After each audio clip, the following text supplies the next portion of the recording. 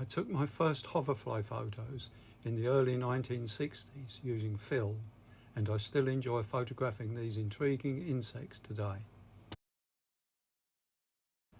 My wife and I choose flowering plants for our garden to attract insects such as hoverflies, bees and butterflies.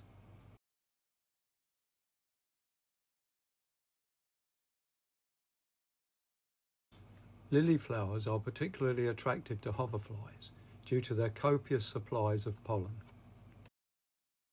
The tongue of this hoverfly is covered in lily pollen.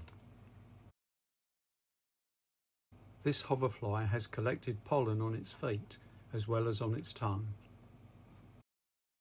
We usually use flash when photographing hoverflies because this allows us to use a high shutter speed combined with a small aperture without raising the ISO to a high level and spoiling the quality of the image. We have a homemade bracket that attaches a flash to our cameras and also provides a side grip. A small homemade diffuser can be seen attached to the front of the flash.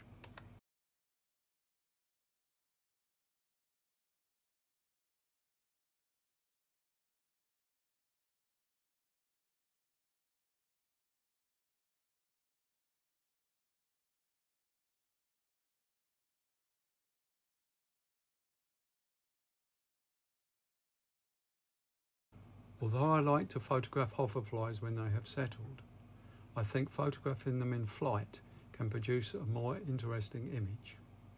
As their name suggests, their flight patterns make them easier to follow in flight than many other insects.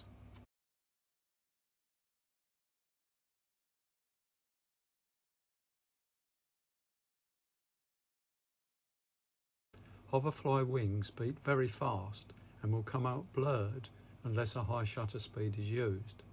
I like both the blurred wing and relatively frozen wing shots, however. We use our flashes in the high speed mode so that we can use any shutter speed on our camera, the highest of which is at 1/8000th of a second. Comparison between shutter speeds of 1/2500th of a second on the left and 1/8000th of a second on the right. The recycling time of our flash means that we can only take one shot at a time rather than a burst of shots.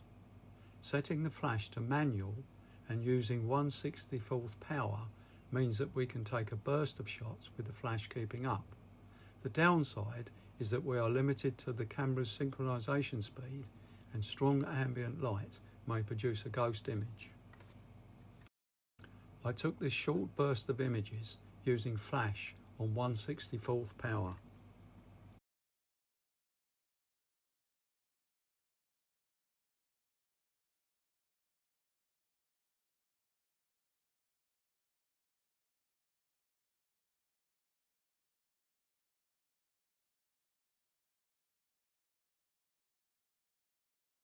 I moved on from photographing hoverflies simply hovering to shots of them about to land with legs outstretched.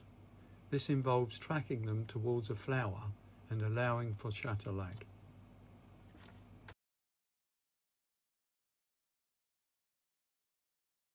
Lilies with large plain-coloured petals provide a good background against which to photograph hoverflies.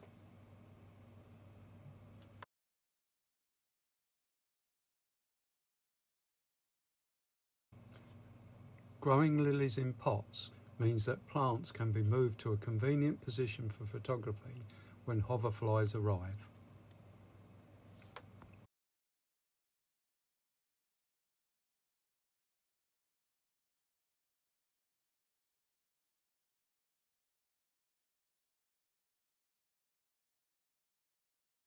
Leaving our grass uncut for a while allowed plantains to flower and attract hoverflies.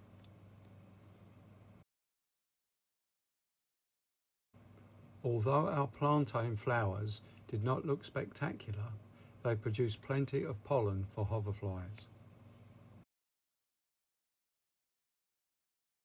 Even though I already have hundreds of hoverfly photographs, I can hardly wait for the next season and the opportunity to photograph some more.